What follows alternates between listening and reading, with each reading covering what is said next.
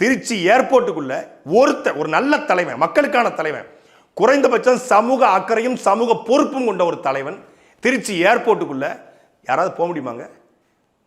பன்னி இருக்கல, பன்னி, அந்த பன்னி மேஞ்ச மாதிரி இருந்துச்சு அந்த ஏர்போர்ட். ஒரு 1000 செருப்பு இருந்துச்சு. எந்த கட்சி கூட்டத்தில் இப்படி செருப்பு கிடந்திருக்கு? ஏர்போர்ட்ல இருந்துச்சு. கொடி, எல்லா கட்சியின் கொடியும் புனிதமானதுதான். விஜய் அவர்களுக்கு அந்த கொடி புனிதமானது தான். அந்த கொடியை அப்படியே கிழிச்சு கீழே போட்டிருந்தான். கண்டிச்சாரா? அது தவறு இல்லையா? அது திருச்சி மரக்கடை கூட்டம் முடிஞ்ச போட அந்த இடம் எப்படி இருந்துச்சு? மரக்கடை வியாபாரிகள் புகார் கொடுத்தாங்க, மொத்த கடையும் நொறுக்கிட்டானுங்க. இது அணில் கூட்டம் பார்த்தா அனகொண்டா கூட்டமாக இருக்குது, மொத்தத்தையும் நொறுக்கி விட்டு போயிட்டானுங்க. சரி, இப்போ அரியலூரில் கூட்டம் இருந்த இடத்த புகைப்படம் இருக்குது, பெரம்பலூர் அந்த நின்ன இடம் புகைப்படம் இருக்குது, முழுக்க செருப்பு. செருப்பெல்லாம் கலந்து விடுற அளவுக்கு என்ன அப்படி என்ன அது எனக்கு புரியலையே.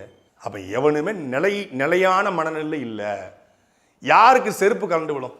கூட்டத்தில் மிதிச்சு கலரலாம், செருப்பு எப்படி கலரும்? ஏன்னா எல்லா இந்த கும்பலுமே பிளடி ட்ரங்கன் மங்க். நாகப்பட்டினம் செருப்பு கலந்து விடுது. இதாவது கூட்டம், மதுரையில் கூட்டம் இல்லை, ரோட் ஷோவும் இல்லை.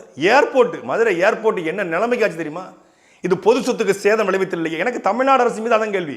இந்த பொது சொத்துக்கு சேதம் விளைவித்தா ஏற்கனவே மதுரை ஏர்போர்ட்டில் கோயம்புத்தூரில் வழக்கு போட்டு 4 பேரை நீ வழக்கு போட்டு உள்ளே தள்ளியிருந்தனா இந்த நிலைமை எவ்வளவு? தமிழ்நாடு அரசு வேடிக்கை பார்க்குது. வெக்கங்கட்ட அரசுங்க, இது ஒரு வெக்கங்கட்ட அரசு. வேடிக்கை பார்த்துச்சு. கோயம்புத்தூரில் ஏர்போர்ட்டை காலி பண்ணா, ஏர்போர்ட்டை வந்து குப்பையாக்கினா, மதுரை ஏர்போர்ட்டை குப்பையாக்கினா, திருச்சி ஏர்போர்ட்டை குப்பையாக்கினா, எல்லா கூட்டம் போட்ட இடங்களையும் பொது சொத்துக்கு சேதம் விளைவிச்சாங்க. எங்கேயுமே யாரும் கைது செய்யப்படலை. அப்போ அவன் என்ன பண்ணி நினச்சிட்டாங்கன்னா, சரி நம்மளை எவன்டா தொட முடியும், நம்ம யார் தெரியுமாடா, லியோடா அப்படின்ட்டு மண்டைக்குள்ள ஏற்றிட்டாங்க.